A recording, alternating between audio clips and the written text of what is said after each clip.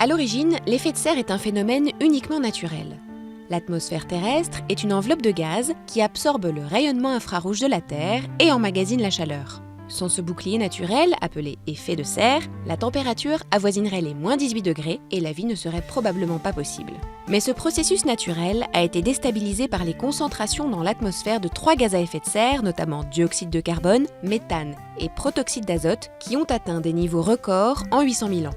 En 130 ans, la température moyenne à la surface de la planète a gagné 0,85 degrés Celsius. Le niveau actuel des émissions conduit la planète vers une hausse de 4 degrés d'ici 2100. Pour les climatologues, les activités humaines en sont les principales responsables. Avec les combustibles fossiles, les émissions cumulées de CO2 ont atteint plus de 2000 milliards de tonnes depuis la première révolution industrielle de 1750. L'agriculture intensive, le méthane qu'elle génère, est responsable de 10 à 12% des émissions de gaz à effet de serre, les ruminants à eux seuls y contribuant à près de 40%, et la déforestation qui détruit la végétation, qui elle-même absorbe le CO2.